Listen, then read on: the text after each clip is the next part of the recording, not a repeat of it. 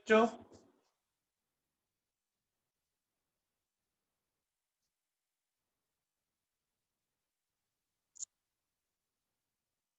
Hello बच्चों, आवाज आ रही है?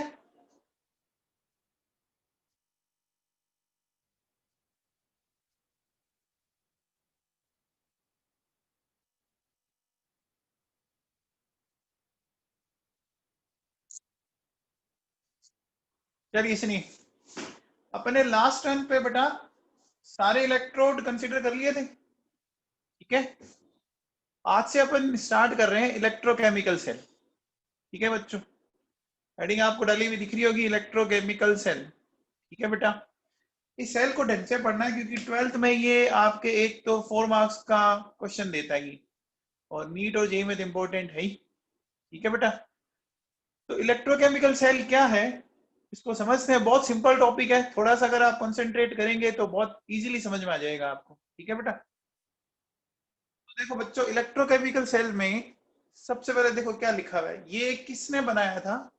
दो साइंटिस्ट है बच्चों, एंड वोल्टा। दिख रहा है गेल्वन एंड वोल्टा लिखा हुआ। तो इनके नेम के बेसिस पर इनके और नाम पड़े हुए हैं। अदर नेम में क्या क्या है? Galvanic cell and voltaic cell. समझ में आ गया? इलेक्ट्रोकेमिकल सेल के ही अदर नेम है गैल्वेनिक सेल और वोल्टेइक सेल। किस बेसिस पे नाम पड़ा ये? क्योंकि जिन साइंटिस्ट ने बनाया उसके बेसिस में नाम पड़ गया। तो आपको दिख रहा है गैल्वेनो एंड वोल्टा। ठीक है, ये अब देखो बच्चों, सुनो इसमें क्या है। ये सेल करता क्या है? होती क्या है बच्चों? ये केमिकल एनर्जी को इलेक्ट्रिक एनर्जी में कन्वर्ट करता है। ये क्या करता है? केमिकल एनर्जी को इलेक्ट्रिक एनर्जी में कन्वर्ट करता है। ठीक है बच्चों, अब देखो बच्चों सुनो, एक सेल में कितने इलेक्ट्रोड होते हैं बच्चों? एक सेल में कितने इलेक्ट्रोड होते हैं? 2 इलेक्ट्रोड होते हैं। ठीक है, तो इसमें भी 2 इलेक्ट्रोड है। अब मुझे एक चीज बताओ, देखो बच्चों सुनो, मैं ई नोट लिखता हूं और आप मुझे बताओ कि किस से मैं एनोड बनाऊंगा और किस से मैं कैथोड बनाऊंगा। ये कॉपर और जिंक के मैंने ई नोट लिखे हैं बच्चों। ठीक है, तो ये बताओ क्या है? ये एसआरपी है या एसओपी है? क्या है बताओ, ये क्या है? ये एसआरपी है। तो अब बताओ एसआरपी के बेसिस पे एनोड कौन बनेगा? एनोड कौन बनेगा? एनोड कौन बनेगा? एनोड बनेगा zinc. Very good, anode zinc बनेगा बच्चों। याद है क्या? एनोड अपन उसको बनाएंगे जो क्या होता हो, जो इलेक्ट्रोकेमिकल सीरीज में ऊपर आता हो, है ना? At upper side. Upper side कौन आता है? जिसका एसआरपी क्या हो? कम हो। बोलो, एसआरपी कम हो। तो बताओ एसआरपी कम किसका है? एसआरपी कम किसका है? जिंक वाले का है। ठीक है बच्चों, तो इतना कंफर्म हो गया कि इसमें जिंक बनाएगा एनोड एंड कॉपर बनाएगा कैथोड। बोलो ये क्लियर है? ये सबको क्लियर है? वेरी गुड रिया रोसवान, वेरी गुड। बोलो, इसमें किसी को डाउट? अब देखो बच्चों, अपन अपन इनको बनाते हैं और समझने की कोशिश करते हैं। देखो बेटा सुना, मैंने एक एक कंटेनर लिया। ठीक है, इस कंटेनर के अंदर ये एक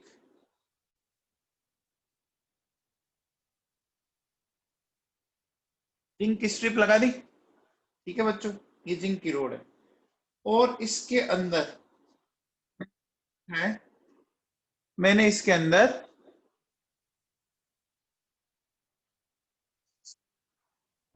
ले रखा है ZnSO4। ठीक है, मैंने इसके अंदर ले रखा है ZnSO4।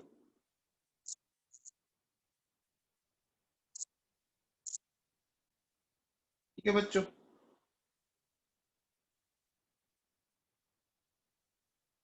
ये मैंने ZnSO4 ले लिया। ठीक है, और इसके दूसरी साइड, इस साइड देखो बच्चों मैंने क्या किया,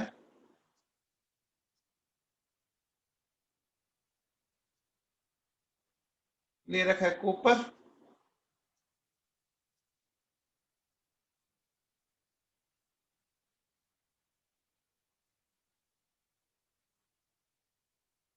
और ये ले लिया कॉपर सल्फेट। पहले दोनों इलेक्ट्रोड क्लियर है? बोलो बच्चों, दोनों इलेक्ट्रोड क्लियर है आपको? पक्का? दोनों इलेक्ट्रोड क्लियर है? अब देखो बच्चों होगा क्या, अब ध्यान से समझना। अब इसमें ध्यान से क्या समझने वाली बात है, इसमें देखो ये समझना ढंग से कि अपन ऐसा बोलेंगे,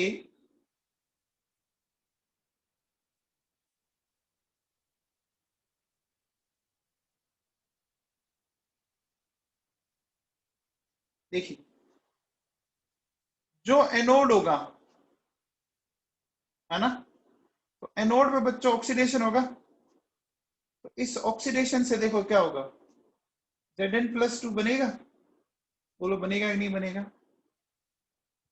एनोड पर क्या बनेगा, ऑक्सीडेशन होगा, ऑक्सीडेशन Zn+2 बनेगा बच्चों। तो देखो होता है क्या बच्चों, ध्यान से समझना कि इस रोड से कंटिन्यूअसली Zn+2 बनते हैं और वो नीचे आते रहते हैं। वो कहाँ आते रहते हैं बच्चों, वो कहाँ आ रहे देखो, वो सॉल्यूशन में आ रहे हैं, आ रहे बच्चों। अब मुझे बताओ देखो, इलेक्ट्रॉन जो है वो कहाँ रह गए, बोलो इलेक्ट्रॉन कहाँ रह गए, ये इसमें स्ट्रिप के ऊपर रह गए, तो मैंने इलेक्ट्रॉन को यहां दिखा दिया, देखो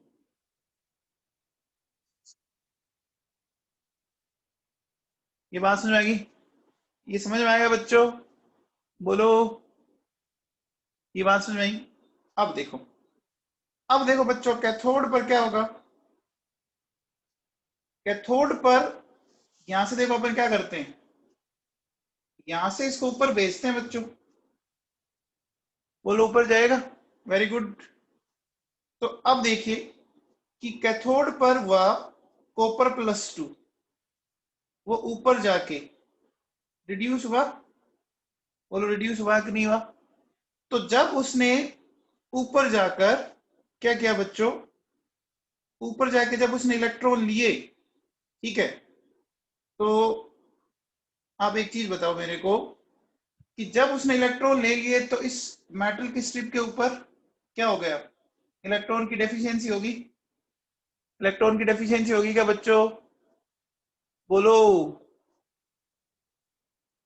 इलेक्ट्रॉन की डेफिशिएंसी होगी, तो स्ट्रिप के ऊपर कैसा चार्ज डेवलप हो गया, स्ट्रिप के ऊपर कैसा चार्ज डेवलप हो गया, पॉजिटिव हो गया बच्चों।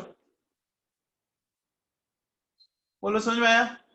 अब देखो बच्चों सुनो एक बात बताओ, थोड़ा सा ध्यान दीजिए, देखो जिंक वाली स्ट्रिप पे कैसा चार्ज डेवलप हुआ, जिंक वाली स्ट्रिप पे कैसा चार्ज डेवलप हुआ बच्चों, नेगेटिव, और कॉपर वाली पे कैसा डेवलप हुआ, पॉजिटिव, ठीक है। अच्छा बताओ जिंक वाले सॉल्यूशन में कैसा चार्ज डेवलप होगा, जिंक वाले सॉल्यूशन में कैसा चार्ज डेवलप होगा, देखो नीचे Zn+2 आइन जा रहे हैं बच्चों, तो सॉल्यूशन में कैसा चार्ज डेवलप होगा, पॉजिटिव। इधर सॉल्यूशन में कैसा चार्ज डेवलप होगा, कॉपर सल्फेट की तरफ, कॉपर सल्फेट की तरफ होगा नेगेटिव। क्या ये चार्ज क्लियर है सबको, क्या ये चार्ज क्लियर है सबको? देखो बच्चों यहाँ नेगेटिव इसलिए डेवलप हुआ क्योंकि कॉपर सल्फेट क्या है, देखो Cu+2SO4-2, ये कॉपर+2 तो चले जाएंगे ऊपर, है ना, ये तो चले जाएंगे ऊपर, तो पीछे क्या रह जाएगा, पीछे सल्फेट आयन रह जाएंगे, पीछे सल्फेट आयन रह जाएंगे। अब मुझे क्या बताऊं, पहले इतना समझ में आया? अब अगर मैं इस नेट सेल रिएक्शन लिखूं तो नेट सेल इक्वेशन में तो ऐसा कुछ आएगा,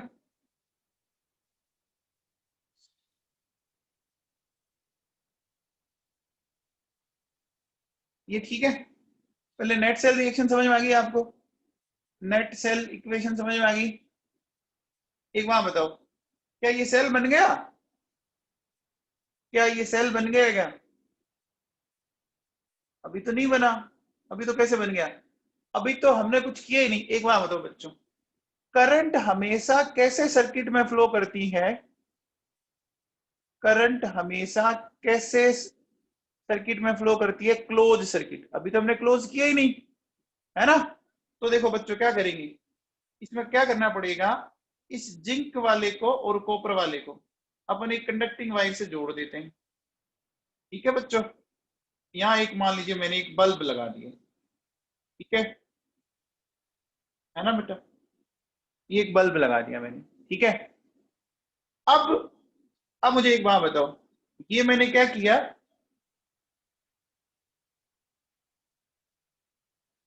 इस और वापस ज्वाइन कर ले बेटा।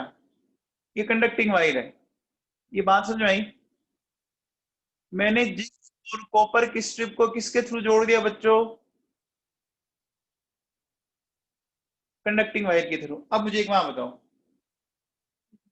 जो इधर इलेक्ट्रॉन दिख रहा है आपको जिंक की तरफ, ठीक है, और इधर पॉजिटिव दिख रहा है, तो मुझे एक बात बताओ कि इलेक्ट्रॉन का फ्लो किस साइड होने लग जाएगा? इलेक्ट्रॉन का फ्लो किस साइड होने लग जाएगा? इलेक्ट्रॉन का फ्लो किस साइड होने लग जाएगा? Towards copper. बेटा इधर जाएंगे क्या?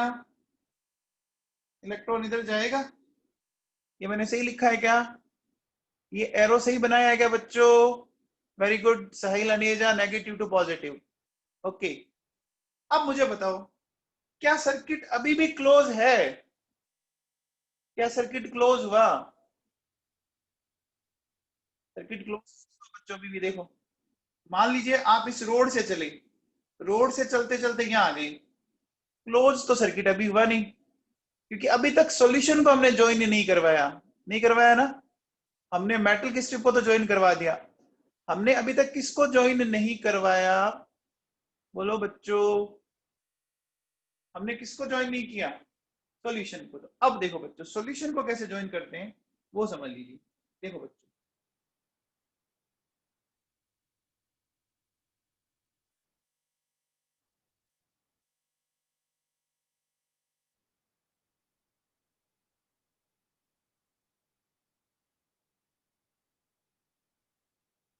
ये मैंने क्या कर दिया, सॉल्यूशन को भी ज्वाइन कर दिया।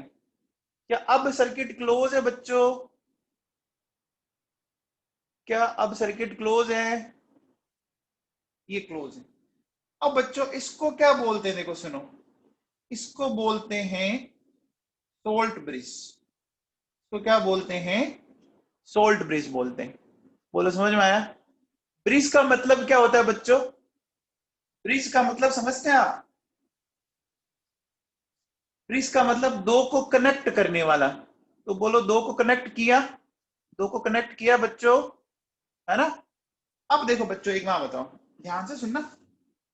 देखिए, कंडक्टिंग वायर में किसका फ्लो होगा? कंडक्टिंग वायर में किसका फ्लो होगा? इलेक्ट्रॉन का फ्लो होगा, ठीक है। ये सोल्ट ब्रिज के अंदर क्या है वो अभी अपन एक अलग पूरा टॉपिक लेंगे बेटा। सोल्ट ब्रिज के अंदर क्या है वो पूरा एक टॉपिक लेंगे। मुझे एक बात बताओ, आप बताओ, बाहर की तरफ इलेक्ट्रॉन का फ्लो मतलब नेगेटिव चार्ज का फ्लो हो रहा है फ्रॉम जिंक टू कॉपर, हो रहा है बच्चों? तो बताओ अंदर की साइड नेगेटिव चार्ज का फ्लो किधर से किधर होगा, कौन बताएगा? बताओ। देखो बच्चों सुनो, ध्यान दो।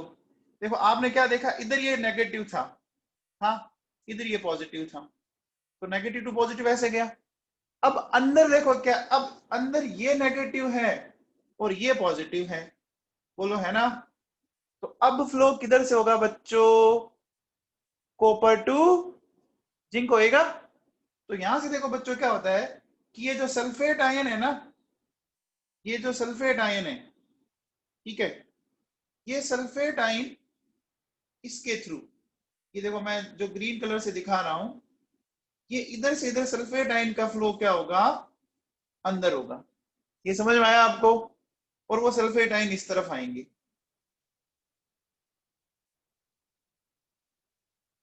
बोलो ये बात समझ में आई? बोलो। ये सल्फेट आयन उधर से इधर आई। क्या बताओ सर्किट क्लोज कर लिया क्या हमने पूरा? क्या हमने सर्किट को क्लोज कर लिया? कर लिया।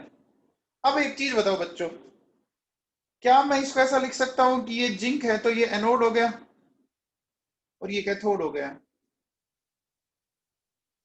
बोलो, ऐसा लिख सकते हैं एनोड एंड कैथोड? पहले यहां तक कोई डाउट है तो बोलो पहले बच्चों, पहले यहां तक डाउट है तो बोलो। को डाउट है फटाफट चैट बॉक्स में लिखो।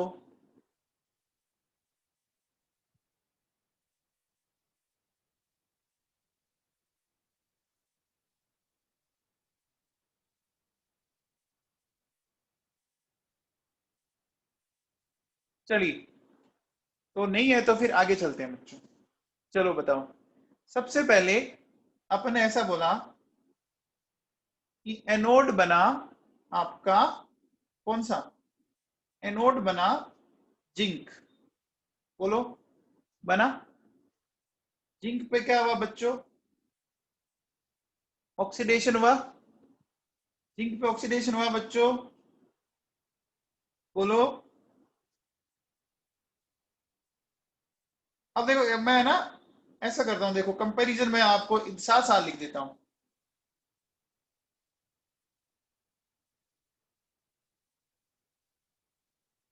देखो इधर ऑक्सीडेशन लिखा तो उधर क्या लिखूंगा? उधर क्या लिखूंगा बच्चों? रिडक्शन लिखेंगे। ठीक है। अब बताओ, एनोड की साइड ऑक्सीडेशन हुआ तो इधर मेटल की स्ट्रिप बोलो क्या होगी? देखो ऊपर से नीचे आ रहे Zn+2 एरो, देखिए येलो कलर के एरो आपको क्या कर रहे हैं? नीचे की तरफ दिखा रहे हैं। तो बोलो मेटल की थिकनेस क्या होगी? कम होगी, है ना? तो देखो अपन ऐसा बोल सकते हैं कि जो मेटल की जो थिकनेस है बच्चों वो डिक्रीज करेगी। ठीक है। और इधर मेटल की थिकनेस इंक्रीज करेगी। ये समझ में आया? ये समझ में आया बच्चों? बोलो ओके। अब देखो मैं कह सकता हूं कंसंट्रेशन ऑफ सॉल्यूशन यहां राइज करेगी और इधर कंसंट्रेशन ऑफ सॉल्यूशन डिक्रीज करेगी। ये सही लिखा है क्या? पॉइंट सी सही लिखा है बच्चों? चलिए अब बताइए, मैं बोलूंगा नेगेटिव चार्ज ऑन स्ट्रिप और इधर मैं लिखूंगा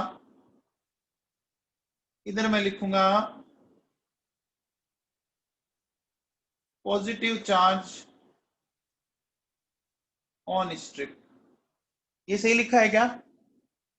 बोलो, सही लिखा है क्या? सही है। ठीक है। अब बताओ, अब मैं लिखूंगा पॉजिटिव चार्ज इन सॉल्यूशन और इधर लिखूंगा नेगेटिव चार्ज इन सॉल्यूशन। ये पॉइंट याद है क्या आपको? ये पॉइंट हमने कहां सीखे थे बच्चों बताओ? ये पॉइंट अपनी इलेक्ट्रोकेमिस्ट्री की वेरी फर्स्ट क्लास के पॉइंट है। याद है? आईएम, याद करो, है ना? अब बच्चों एक चीज बताओ, आप पॉइंट डी और ई को थोड़ा सा ढंग से फोकस करोगे ना, आपको एक चीज समझ में आएगी। देखो डी पॉइंट में नेगेटिव चार्ज है एनोड की तरफ, है बच्चों? बोलो। और ई पॉइंट में नेगेटिव चार्ज है कैथोड की तरफ। क्या ये दिख रहा है आपको? पॉइंट डी में नेगेटिव चार्ज किसकी तरफ है? एनोड की तरफ। और पॉइंट ई में नेगेटिव चार्ज है कैथोड की तरफ। तो बोलो, हमें पता है करंट में क्या होता है? नेगेटिव चार्ज का फ्लो होता है। करंट में बच्चों नेगेटिव चार्ज का फ्लो होता है। तो आप मुझे बताओ कि क्या मैं ऐसा बना सकता हूं क्या?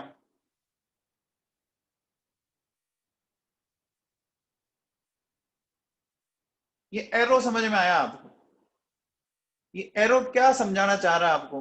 देखो आप ध्यान दो, इस डायग्राम में सबसे पहले इलेक्ट्रॉन गए। ठीक है, इलेक्ट्रॉन गए जिंक से कॉपर की तरफ। ठीक है, फिर अंदर से सल्फेट आयन आए उस ब्रिज के थ्रू आपके कॉपर से जिंक की तरफ। ये सही है? तो क्या मैं इसको ऐसा लिख सकता हूं, यहाँ इलेक्ट्रॉन है और इधर ये सल्फेट आयन है। क्या ये क्लियर हुआ आपको? क्या ये बात क्लियर हुई?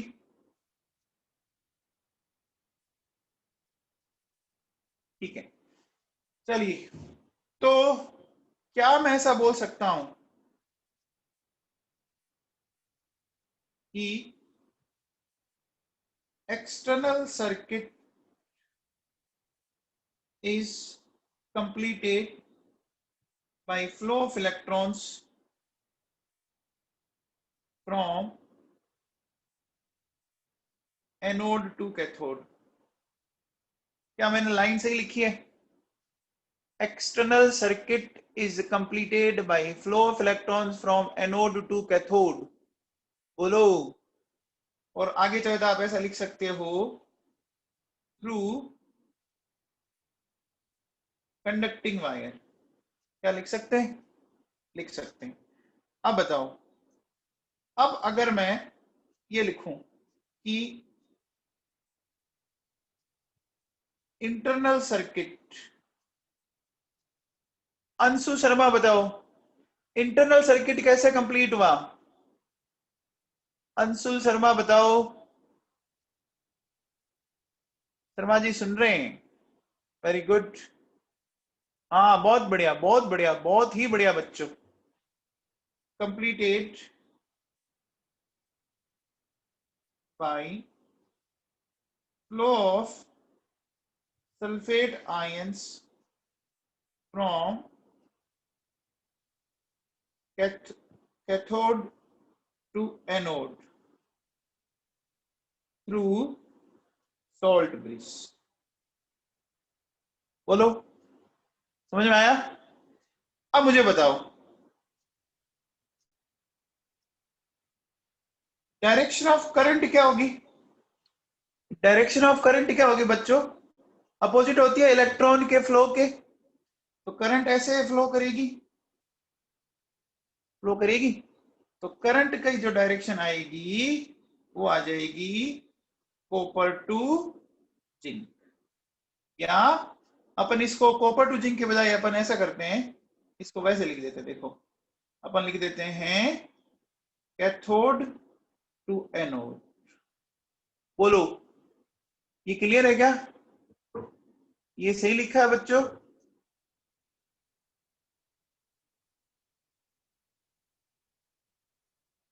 अब देखो बच्चों, सुनो।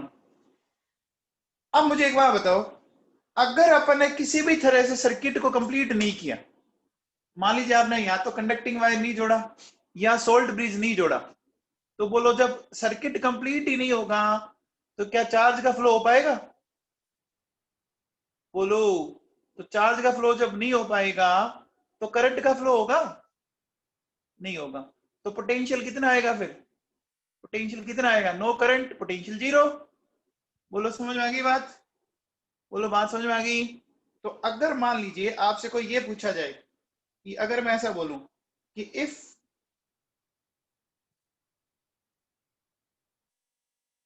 salt breeze is removed, ठीक है, then potential drops to zero। क्या ये सही लिखा है मैंने? if salt breeze is removed then potential drops to zero। बोलो, समझ में आया? पक्का? ठीक है बच्चों, तो ध्यान रखना पोटेंशियल क्या हो जाएगा। ध्यान रखना, ऐसे नहीं है कि सल्फेट आयन मेंढक की तरफ फुदकते हुए इधर आ जाए, कैथोड से फुदकते हुए इधर आ जाए, ऐसा नहीं हो सकता बच्चों। ठीक है ना? ये फुदकते हुए नहीं आ सकता। ये बात समझ में आ गई? पहले इतना समझ में आ गया बच्चों? यहां तक कोई डाउट है तो बोलो। नहीं? चलिए, अब थोड़ा सा आगे बढ़ते हैं अपन। अब देखो बच्चों, अपन क्या करेंगे, ध्यान से सुनना। अब देखिए, एक चीज मैं समझाता हूं, ध्यान से सुनो, उस पॉइंट को आप समझ लो, काम आएगा आपके। देखो, जब भी इलेक्ट्रोकेमिकल सेल बनाओगे ना, तो एक टर्म याद रखो, लोन। एक टर्म याद रखो, लोन। लोन बड़ा कॉमन सा टर्म है ना, है बच्चों। तो देखो इससे याद क्या रखना है, इससे एक तो एल से याद रखेंगे लेफ्ट, ओ से याद रखेंगे ऑक्सीडेशन, ए से याद रखेंगे एनोड, और एन से याद रखेंगे नेगेटिव। याद रहेगा, left, oxidation, anode and negative. ये समझ में आया? चेक करो ऊपर देखो, जिंक को हमने किस साइड बनाया बताओ, एनोड को किस साइड बनाया है, लेफ्ट साइड। अच्छा बताओ जिंक का क्या हो रहा है, जिंक का क्या हो रहा है, ऑक्सीडेशन। और ओके, अच्छा मेटल की स्ट्रिप पे चार्ज कैसा आ रहा है, जिंक के ऊपर चार्ज कैसा आ रहा है, नेगेटिव आ रहा है, आ रहा है। तो ये समझ में आया बच्चों, लेफ्ट ऑक्सीडेशन एनोड नेगेटिव, बोलो ये समझ में आया पक्का? अब देखो सुनो, हाँ बेटा इसमें एनोड नेगेटिव है। अभी तक आप लोगों ने जो सेल पढ़ा है ना इससे पहले, वो इलेक्ट्रोलाइटिक सेल पढ़ा है, इलेक्ट्रोकेमिकल सेल आप जिंदगी में पहली बार पढ़ रहे हैं, इसलिए आपको ये कंफ्यूजन हो रहा है कि यार ये एनोड नेगेटिव कैसे हो गया, है ना। आपने इलेक्ट्रोकेमिकल सेल बेटा पहली बार पढ़ा है, इससे पहले तक आपने इलेक्ट्रोलाइटिक सेल पढ़ा था, उसमें आप बाहर से पोटेंशियल देते थे, ये नहीं पढ़ा आप लोगों ने, इसलिए आपको ये थोड़ा सा अलग सा लग रहा है, ठीक है। अपन कंपेयर करेंगे जब इलेक्ट्रोलाइटिक सेल भी पढ़ेंगे अपन इस चैप्टर में, तब मैं आपको दोनों का कंपैरिजन समझाऊंगा, आप समझना उस टाइम। यहाँ तक कोई डाउट है? चलिए अब देखो बच्चों सुनो, अब देखो बच्चों क्या करेंगे अपन,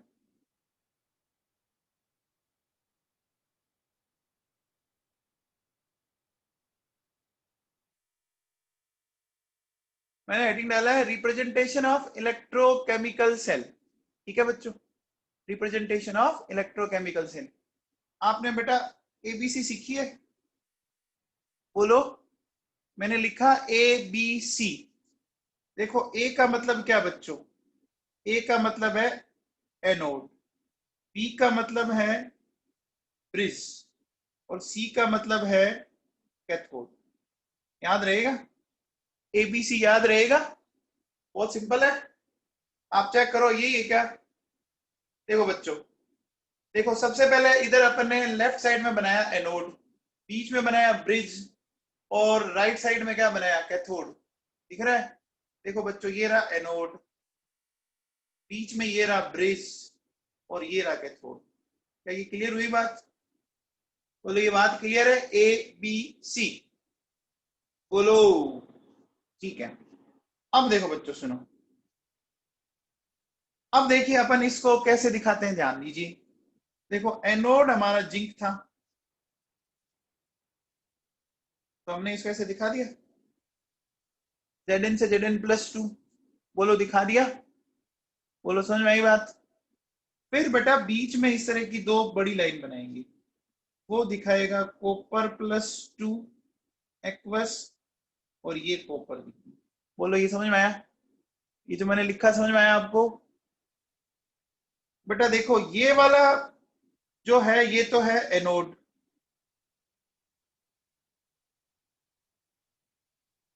और ये वाला जो पार्ट है ये क्या है, ये कैथोड।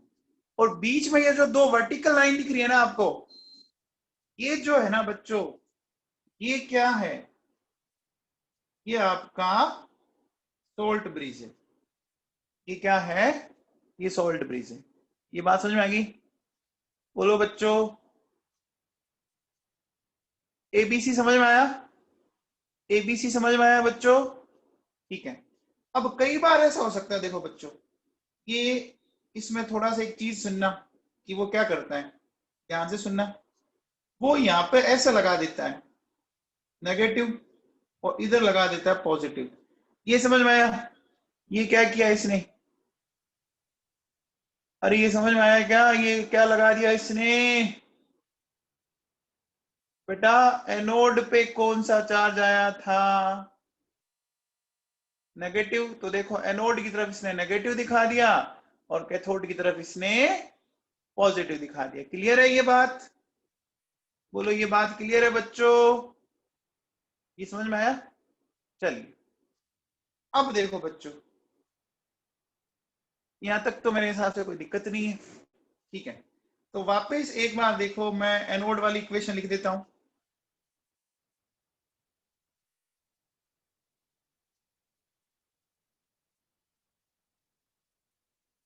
ऐसा लिखेंगे, एनोड पे होगा ऑक्सीडेशन और कैथोड पे होगा रिडक्शन।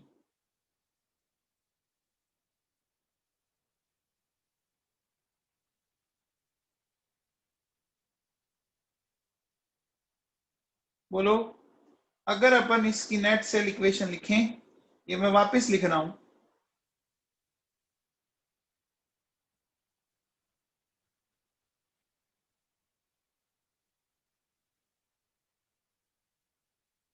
बोलो एन की वैल्यू 2 आ गई, एन की वैल्यू 2 आ गई बच्चों, एन की वैल्यू 2 समझ में आई सबको? ठीक है, अब बताओ, इसका अगर मुझे ई नोट सेल लिखना हो तो क्या मैं ऐसा लिख सकता हूं?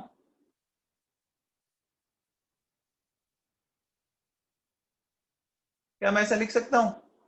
बताओ इसका ई नोट सेल कितना आता है, कौन बताएगा आप में से? ये तो मैंने बोला था, वेरी गुड 1.1, वेरी गुड। मैंने बोला था ये तो आप लर्न ही कर लो, काम आता है। देखो बच्चों, ये वैल्यू आती थी 0.76, 0.34, ये आता था 1.10 volt. Is it clear? Is it clear बच्चों?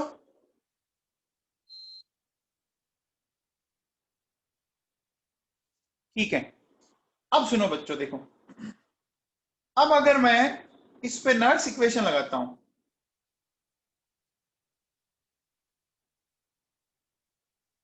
तो नर्स इक्वेशन देखो कैसे लगेगी। E cell, E naught cell minus 0.0591 divided by 2। देखो, इधर तो ये Zn+2 एक्वस स्टेट में है और इधर ये कॉपर+2 है, तो ऊपर तो आ जाएगा Zn+2 और नीचे आ जाएगा कॉपर+2। ये नर्स इक्वेशन समझ में आई?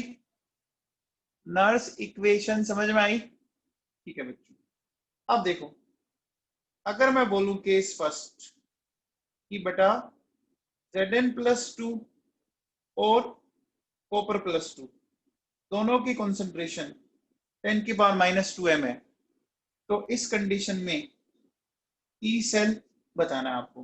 बता सकते हैं? बोलो कितना आएगा इस कंडीशन में, ई सेल कितना आएगा? 1.1 ही आएगा। देखो बच्चों सुनो कैसे, ई नोट सेल 1.1 था, 0.0591 डिवाइडेड बाई 2, ये भी 10⁻⁻², ये भी 10⁻⁻²। log 1 की वैल्यू कितनी होती है बच्चों? 0 होती है, तो बोलो ई सेल क्या आ गया? ई नोट सेल के इक्वल आ गया, यानी 1.1 आ गया। आ गया? आ गया बच्चों? बोलो। अब देखो सुनो, केस सेकंड लेता हूं मैं। मैंने बोला कि Zn+2 वो मैंने लिया 10⁻⁻4 और कॉपर+2 लिया मैंने 10⁻⁻2m, ये लिया बच्चों। बोलो, अभी इस केस में मैंने किस आयन की कॉन्सेंट्रेशन ज्यादा ली है बताओ? इस केस में किस आयन की कॉन्सेंट्रेशन ज्यादा ली है? कॉपर वाले की ज्यादा ली है ना? ठीक है, अब बताओ इसका ई सेल लिखें अगर अपन, तो देखो बच्चों 1.10, ठीक है, फिर क्या आ जाएगा? -0.0591 डिवाइडेड बाई 2 लोग 10⁻⁻4, ये आया। बोलो, यहां से देखो, जब अपन इसको सोल्व करेंगे 1.10, तो ये बेटा आप इसको देख रहे हो कि ये 0.06 बन जाएगा, 1.16 वोल्ट आएगा। ये आएगा क्या? इतना आएगा क्या बच्चों? भाई इधर ये क्या बचेगा, 10⁻², -2 आगे जाएगा तो माइनस माइनस प्लस हो जाएगा, बोलो प्लस हो जाएगा क्या, और 2 से 2 कैंसिल हो जाएगा। अब ये बताओ, मैं कह सकता हूं कि इस कंडीशन में ई सेल जो है वो ई नोट सेल से ज्यादा आया कि नहीं आया, ज्यादा आया बच्चों, सही है। अब अपोजिट केस करते हैं, देखो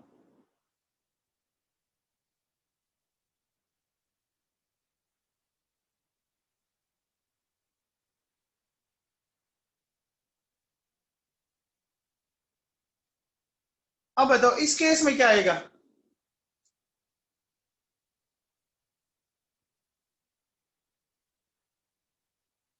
इस केस में कम आएगा, कम आएगा बच्चों, देखो लिखो, देखो 1.10, 0.0591 डिवाइडेड बाई 2, 10⁻², 10⁻⁴, तो इस बार आएगा 1.10, ये आपको देखो क्या हो जाएगा, 0.06 डिवाइडेड बाई 2, लोग ये रह गया, ये अपन क्या करेंगे, इसको आगे पटकेंगे तो ये बचेगा 0.06 लोग 10 यानी 1.04 आया। तो देखो बच्चों इस बार ये कम आया, बोलो कम आया। तीन केस हो गए देखो बच्चों, पहला केस जिसमें दोनों इक्वल है, केस फर्स्ट में, सेकंड केस में ई सेल ज्यादा है, एंड थर्ड केस में ई सेल कम है, ये समझ में आया, बोलो बोलो। अब बच्चा एक बात बताओ, ई सेल ज्यादा कब आया, कौन बताएगा, E cell E naught cell से ज्यादा आया कब आया, जब आपने किसकी कॉन्सेंट्रेशन ज्यादा ली, किसकी कॉन्सेंट्रेशन ज्यादा ली, कॉपर +2 वाले की, ली बेटा, पक्का। अब देखो एक मैं आपको एक सिंपल सा फंडा बताता हूँ, आप थोड़ा सा दिमाग लगाओ, आपको ये बात वैसे समझ में आ जाएगी। इस सेल में ऊपर आइए, देखिए एक बात बताओ, इस सेल के अंदर ऐसे कौन से आयन है जो अपने आप बन रहे हैं, ऐसे कौन से आयन है जो अपने आप बन रहे हैं, इक्वेशन देखो कौन सा आयन अपने आप बन रहा है,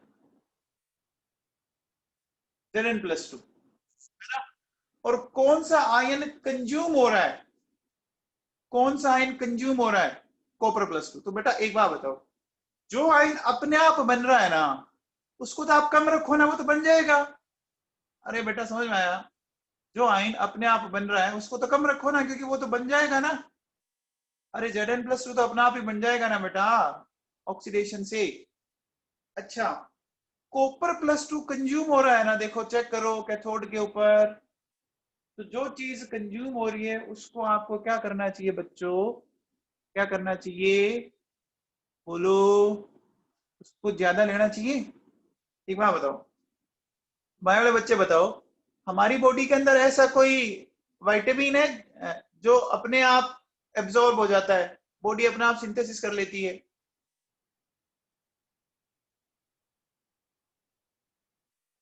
बोलो। या चलो अमीनो एसिड बता दो, आपने पढ़े होंगे ना एसेंशियल और नॉन एसेंशियल अमीनो एसिड, कुछ अमीनो एसिड होते हैं जिनको हमारी बॉडी अपने आप बना लेती है, पढ़ा आप लोगों ने, बायो वाले बच्चे बताओ, है ना। और कुछ ऐसे होते हैं जिनको बॉडी नहीं बना पाती है, तो जिनको बॉडी बना लेती है ना, उनको तो अपने को बाहर से लेने की जरूरत नहीं ना? बोलो बच्चों, जिनको बॉडी बना लेती है क्या उनको बाहर से लेने की जरूरत पड़ेगी, नहीं पड़ेगी। लेकिन जिनको बॉडी नहीं बनाती है उनको हमें बाहर से, बोलो, लेना पड़ेगा ना, पड़ेगा। बस ये फंडा यहाँ दिमाग में रखो। अब ये जो लाइन है ना, ये लाइन आपको बहुत सारे क्वेश्चंस अपने आप सोल्व करवा देगी, आगे बहुत काम आएगा। क्लियर हो गया, क्लियर हो गया बच्चों। चलिए अब एक छोटा सा क्वेश्चन मैं देता हूं, आप मुझे सोल्व करके बताइए। देखो एक मैं क्वेश्चन देता हूं आपको, ध्यान देना।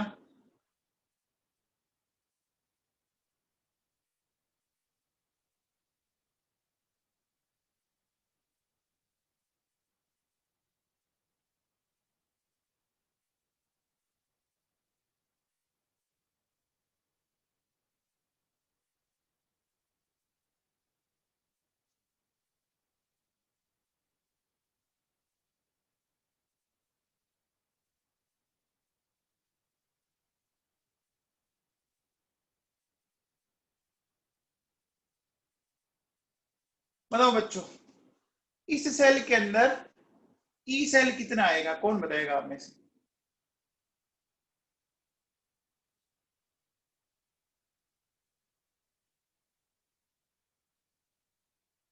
उदिता जोशी गलत है, आदित्य शर्मा गलत है,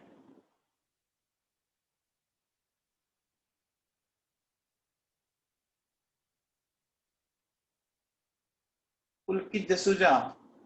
चलो चेक करते हैं बेटा आपका।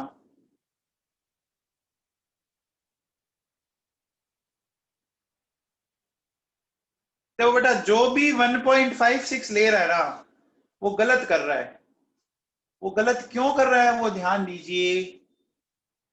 आपको ऐसा लग रहा होगा कि दोनों आयन की कॉन्सेंट्रेशन इक्वल है ना, 10⁻², 10⁻², उसके बेसिस पे आप इसको इसको आप ई सेल के बराबर, ई नोट सेल के बराबर कर रहे हो।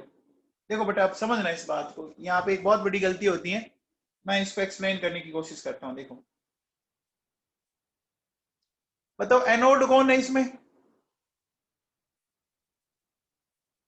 जिंक एनोड है ना। तो देखो ये जिंक जो एनोड है, ये ऐसे कन्वर्ट हुआ। बोलो समझ में आया? बोलो समझ में आया? हम्म। अब देखो बच्चों सुनो, बात कैथोड की करें तो कैथोड के केस में देखो क्या होगा बच्चों, Ag+, ठीक है, और ये इलेक्ट्रॉन लेकर कन्वर्ट हुआ Ag में। अब थोड़ा सा इसमें ना एक चीज समझना बेटा आप, क्या चीज समझानी है मुझे, ध्यान देना। बताओ जिंक ने कितने इलेक्ट्रॉन लूज किए? जिंक ने कितने इलेक्ट्रॉन लूज किए? 2। तो जितने इलेक्ट्रॉन लूज किए ना, उतने आपको गेन करवाने जरूरी है। तो बेटा इधर कितने Ag+ लेने पड़ेंगे? 2 लेने पड़ेंगे। अब देखो इस इक्वेशन में क्या आया,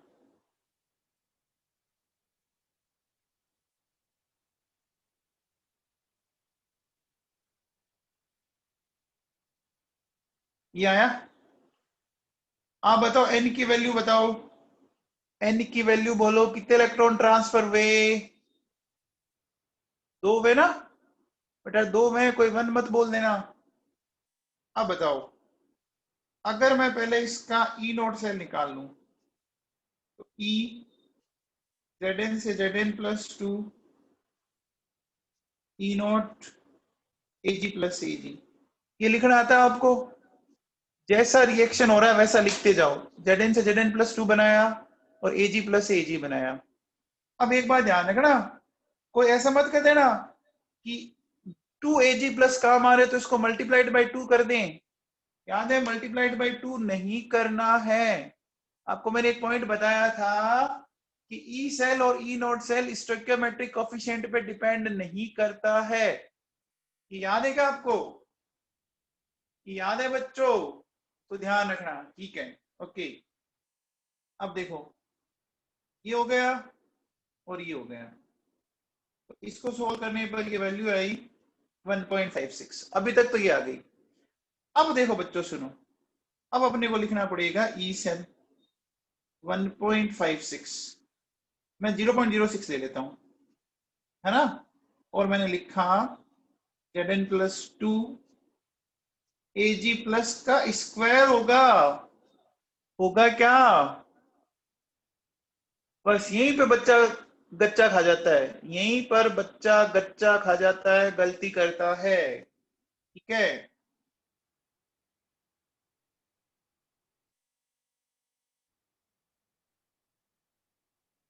देखो बच्चों Zn+2 की ली थी 10⁻², और इसकी भी ली थी 10⁻², बट ये स्क्वायर बनेगा? देखो दोनों की 10⁻² ली थी। अब बच्चों देखो क्या होगा, 1.56 0.03, ये हो जाएगा, इस तरह से आएगा बच्चों, बोलो। तो क्या हो जाएगा, देखो 1.56 0.03, ये हो गया, तो 1.56 0.06, है ना। तो अल्टीमेटली अपन ऐसा कह सकते हैं, ये आ गया 1.50। उसी किंगर, किंगर साहब समझ में आया? किंगर साहब समझ में आया आपको?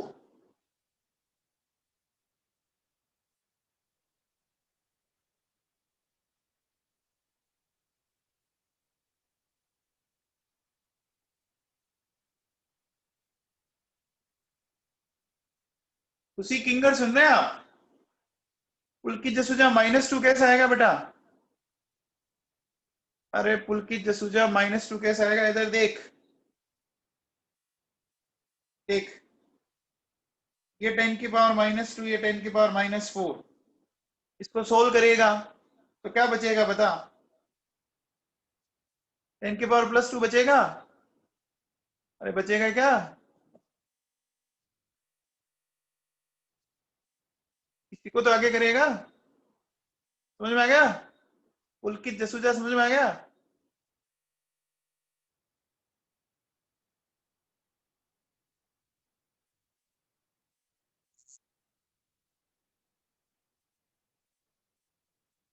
तो बेटा एक बात ध्यान रखना कि कभी ऐसे मत कर देना कि एनोड और कैथोड की कंसंट्रेशन इक्वल है आयंस की, तो E cell E naught cell के इक्वल आ जाएगा।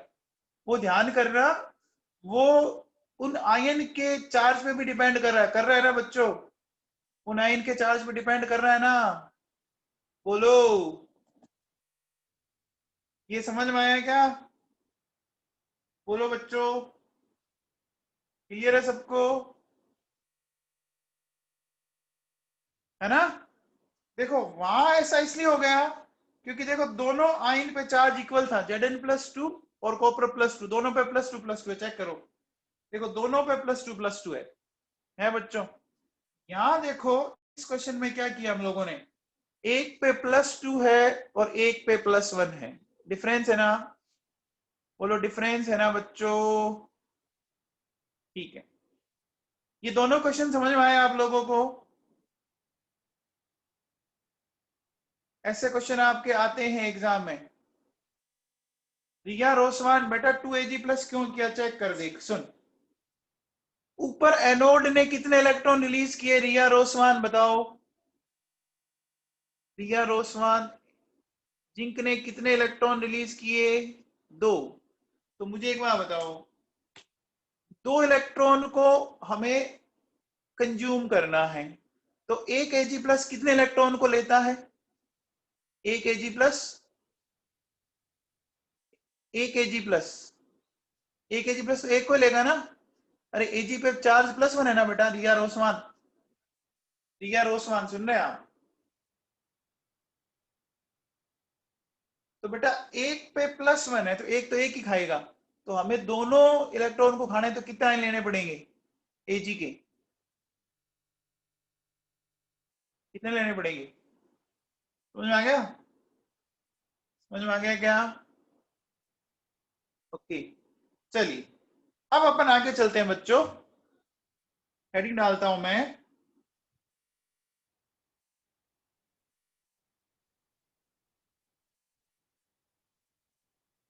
Salt bridge. बोलो, सोल्ट ब्रिज पढ़े? देखिए बच्चों क्या है सोल्ट ब्रिज, सुनो। सबसे पहले मैं बोलूंगा कि ये एक यू शेप्ड ग्लास ट्यूब है विच connects electrolyte solution of anode and cathode. बोलो, सोल्ट ब्रिज एक, देखो आप, ये क्या बनाया हमने ऊपर ही ऊपर, ध्यान दीजिए, ये एक यू जैसा हो गया, यू जैसा बोल सकते हैं अपन, उल्टा यू बोल दिया मैंने। बोलो, बोलो, ग्लास की ट्यूब होती है जो किसको कनेक्ट कर रही है, बताओ बच्चों? जो किसको कनेक्ट कर रही है? दोनों इलेक्ट्रोलाइट सॉल्यूशन को कनेक्ट कर रही है, ठीक है। अब देखिए बच्चों, अब ये सोल्ट ब्रिज करेगा क्या, वो अपने को समझना है।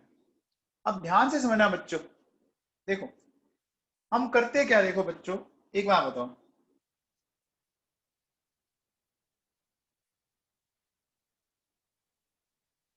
देखिए मैं जो चीज समझा रहा हूं ना उसको बहुत ढंग से समझना आप लोग।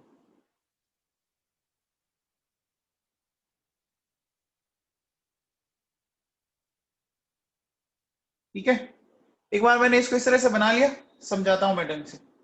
एक बार बताओ बच्चों, इधर सॉल्यूशन में पॉजिटिव चार्ज आया था क्या, और इधर सॉल्यूशन में नेगेटिव चार्ज आया था क्या, बोलो। एनोड की साइड पॉजिटिव चार्ज आया था क्या सॉल्यूशन के अंदर, आया था। अब देखो बच्चों सुनो, इधर वाली स्ट्रिप पर और इधर वाली स्ट्रिप पर बताओ स्ट्रिप पे चार्ज कैसा आया था। इसकी स्ट्रिप पे चार्ज आया था इलेक्ट्रॉन के कारण नेगेटिव, नेगेटिव आया था। और इसकी स्ट्रिप पे चार्ज कैसा आया था, पॉजिटिव आया था, आया था बच्चों। अब एक चीज ध्यान से सुनना, स्टार्टिंग में क्या होता है बच्चों, आपको पता होगा कोई भी रिएक्शन हो स्टार्टिंग में बहुत फास्ट होती है, फटाफट होती है, बहुत रैपिडली होती है। तो हो क्या सकता है कि अगर आपके Zn प्लस आयन बहुत ज्यादा बने, ठीक है ना, अगर Zn प्लस आयन बहुत ज्यादा बन गए इस साइड, तो वो क्या कर सकते हैं बच्चों, देखो सुनो, ये जो इसमें इलेक्ट्रॉन जो इधर डेवलप हो रहे हैं, हो सकते हैं Zn प्लस आयन इसको इस तरह से मान लीजिए ऐसे सराउंड कर ले। आप ये बताओ कि इनके बीच में अब क्या होगा, प्लस और माइनस के बीच में क्या होगा, अट्रैक्शन होगा ना। तो बच्चों अगर अट्रैक्शन होगा तो इलेक्ट्रॉन का फ्लो क्या हो जाएगा, इलेक्ट्रॉन का फ्लो क्या हो जाएगा, स्टॉप हो जाएगा ना। तो हमें इसके फ्लो को स्टॉप नहीं करना है, बल्कि हमें तो इसको कंटिन्यू क्या करना है, इसको इसको कंटिन्यू चलाना है, कैरी ऑन करना है इसको। बोलो बच्चों समझ में आ रहा है। नहीं आप बताओ, स्ट्रिप के ऊपर चार्ज डेवलप हुआ था negative due to release of electron, and solution में डेवलप हुआ था plus due to Zn plus five. अब देखो बच्चों क्या होगा, तो हम क्या करते हैं बच्चों, इस सॉल्ट ब्रिज के अंदर एक ऐसा इलेक्ट्रोलाइट लेते हैं, इलेक्ट्रोलाइट समझते हैं आप, जैसे सपोज मान लीजिए मैंने लिया KNO3, इसके अंदर मान लीजिए मैंने लिया KNO3, ठीक है बेटा। अब KNO3 में देखो दो आयन है बच्चों, NO3 माइनस और K प्लस। ये दो आयन दिख रहे हैं आपको KNO3 के अंदर, बोलो KNO3 में दो आयन समझ में आ रहे हैं। अब देखो बच्चों, जैसे ही स्टार्टिंग में पॉजिटिव चार्ज डेवलप होना शुरू हुआ ना, तो इस सोल्ट ब्रिज का ये जो KNO3 का जो नाइट्रेट आयन है ना, वो इधर आना शुरू हो जाएगा, वो इधर आना शुरू हो जाएगा। और जो आपका रिजल्टेंट पॉजिटिव चार्ज डेवलप हुआ, उस रिजल्टेंट पॉजिटिव चार्ज को न्यूट्रलाइज करने का काम कौन शुरू कर देगा, उस रिजल्टेंट पॉजिटिव चार्ज को न्यूट्रलाइज करने का काम कौन शुरू करेगा, नाइट्रेट आयन। पक्का, ये बात समझ में आई, ये बात समझ में आई। अच्छा बताओ इधर क्या डेवलप हुआ था, इधर डेवलप हो रहा था नेगेटिव चार्ज, हो रहा था सॉल्यूशन की साइड, इधर देखो कॉपर वाली साइड सॉल्यूशन में। तो इसको कौन न्यूट्रलाइज करने के लिए आएगा, इसको कौन आएगा, K प्लस। स्टार्टिंग में ये करना पड़ेगा बेटा, अगर नहीं किया तो आपको पता है दिक्कत हो सकती है, आपकी जो करंट का फ्लो है वो रुक जाएगा। ये समझ में आया पहले, अरे ये समझ में आया क्या।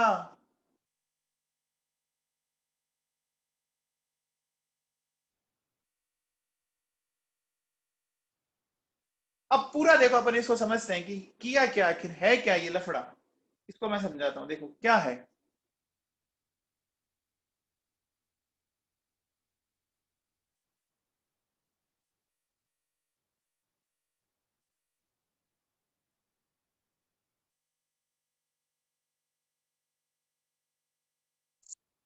मुदिता जोशी आप ये कह रहे हो कि Zn प्लस टू आयन को न्यूट्रलाइज करने के लिए इलेक्ट्रॉन ऑलरेडी प्रेजेंट है, तो बेटा अगर इलेक्ट्रॉन ऑलरेडी प्रेजेंट है तो इलेक्ट्रॉन तो फिर यहीं रुक जाएंगे ना। मुदिता जोशी, अगर इलेक्ट्रॉन से न्यूट्रलाइज करना शुरू किया तो फिर इलेक्ट्रॉन का फ्लो रुक जाएगा ना बेटा, तो फिर करंट भी का फ्लो नहीं होगा ना, करंट का फ्लो नहीं होगा ना। समझ में आया, समझ में आया।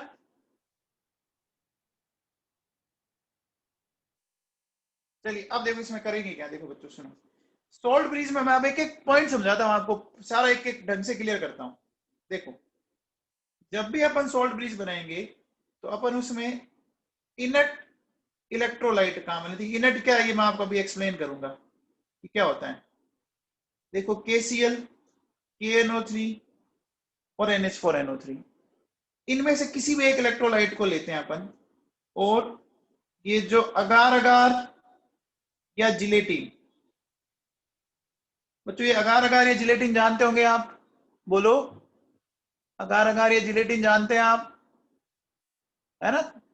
क्या करते हैं बच्चों, इसमें से किसी एक को लेकर इसमें से डिजोल्व कर देते हैं, इसमें से डिजोल्व किया और इसको हीट किया, तो एक क्या बन गया, एक मिक्सचर बन गया। इस मिक्सचर को क्या करते हैं बच्चों, जो ये मिक्सचर प्रिपेयर हुआ उसको अपन क्या करते हैं बच्चों, एक यू ट्यूब है हमारे पास, उस यू ट्यूब के अंदर भर दिया हमने इस तरह से, ठीक है बेटा।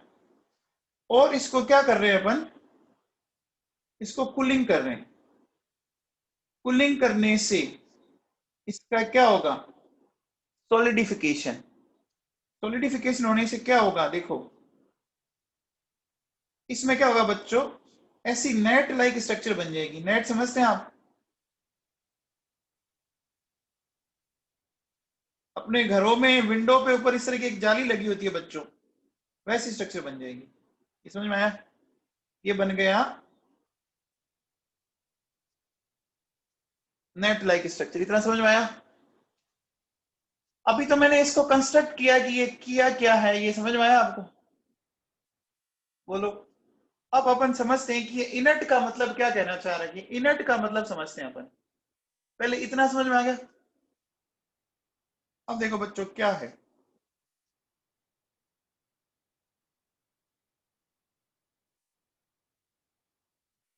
देखो इनट का मतलब क्या होता है। इनट electrolyte means ions of salt bridge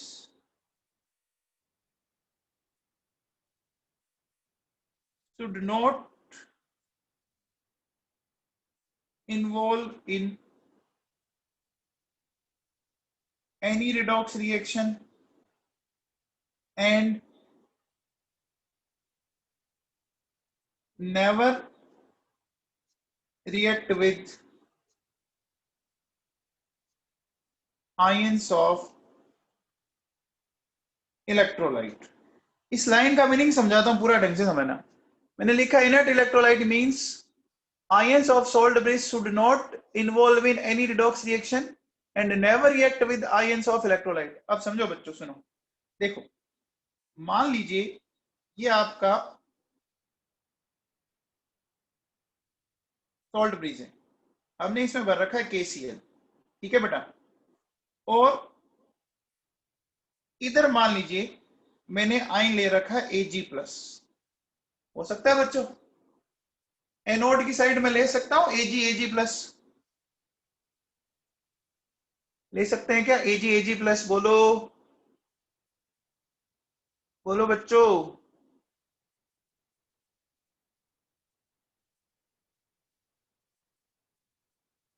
अरे समझ में आ रहा है क्या, मान लो ये कोई एक इलेक्ट्रोड है जिसमें एनोड Ag का बना हुआ है। अब मुझे एक बात बताओ, देखो इस Ag+ आयन से रिएक्ट करने के लिए, मतलब इसको न्यूट्रलाइज करने के लिए इधर से कौन मूव करेगा, क्लोराइड आयन मूव करेगा। होगा क्या बच्चों, देखो वो क्लोराइड आयन इस Ag+ के साथ रिएक्ट करके क्या बना देगा, बताओ क्या बन गया, AgCl बन गया क्या, बोलो। AgCl बन गया क्या। ये AgCl आपको पता है क्या बनाता है, ये AgCl क्या बनाएगा, प्रेसिपिटेट बनाएगा। और बेटा जैसे ही प्रेसिपिटेट बनेगा, देखो होगा क्या कि जो ये यू ट्यूब है ना, इसकी माउथ पर ये डिपॉजिट होने लग जाएगा, देखो आप भाई इस तरह से ही, ठीक है। ये प्रेसिपिटेट यहाँ डिपॉजिट हो गया। अब मुझे बताओ, प्रेसिपिटेट जब डिपॉजिट हो गया तो ये क्या हो गई, इसका ब्लॉकेज हो गया क्या। अरे ये ब्लॉकेज हो गया, तो अगर ब्लॉकेज हो गया तो क्या आइंस का फ्लो होगा, क्या आइंस का फ्लो होगा, नहीं होगा। अगर आइंस का फ्लो नहीं होगा तो क्या करंट फ्लो करेगी, क्या करंट फ्लो करेगी।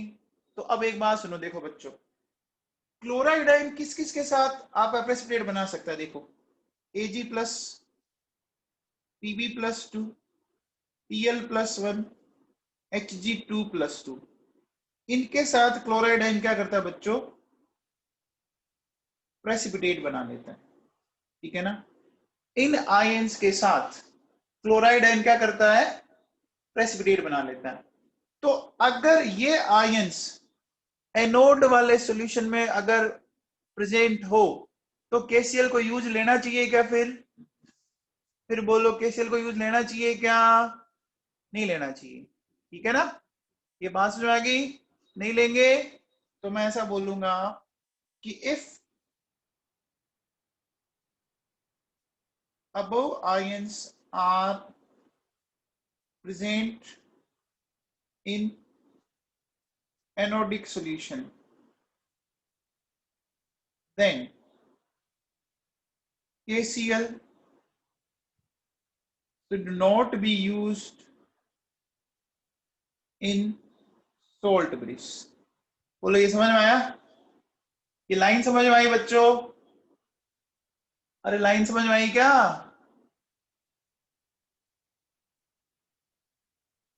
आगे सबको समझ में आ गई बच्चों। अच्छा बताओ, ये नाइट्रेट, फिर क्या नाइट्रेट प्रेफर कर सकते हैं, देखो KNO3 NH4NO3, कौन बताएगा नाइट्रेट को प्रेफर करना सही रहता, बताओ क्यों, कौन बताएगा, 11th में पढ़ा था आप लोगों ने, वेरी गुड, बहुत बढ़िया हर्ष, बहुत बढ़िया जतिन, बहुत बढ़िया किशोर। बेटा दुनिया के सारे नाइट्रेट जो होते हैं ना वो without any exceptions all are water soluble. तो बेटा जब सारे वाटर सोल्यूबल होंगे तो क्या प्रेसिपिटेट बनाएंगे नाइट्रेट्स, क्या नाइट्रेट्स को प्रेसिपिटेट बनाएगा, नहीं बनाएगा ना, तो नहीं बनाएगा तो कोई दिक्कत आएगी क्या कोई दिक्कत आएगी क्या, नहीं आएगी। तो समझ में आया बच्चों नाइट्रेट आयन को क्यों यूज लिया जाता है, चेक करो, देखो ये आपकी 11th का नॉलेज अब काम आया आपकी, बैठी दिमाग में बात। बेटा आज अपन इतना ही करते हैं, यहां तक कोई डाउट है तो बोलो। अब सॉल्ट ब्रीज के जो फंक्शंस हैं वो कल डिस्कस करते हैं अपन, यहां तक कोई डाउट है तो बोलो।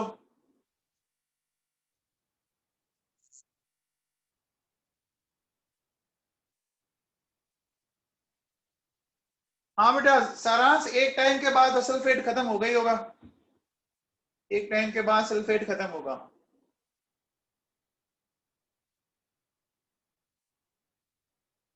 मुदिता जोशी बेटा ये अपने आप ही जाएंगे, क्योंकि जैसे ही एनोड की साइड Zn+2 एक्सिस में आएगा तो पॉजिटिव चार्ज की तरफ नेगेटिव अपने आप ही मूव कर जाता है, कोई इंड्यूस करने की जरूरत होती ही नहीं है, अपोजिट चार्ज के बीच में वैसे अट्रैक्शन होता है।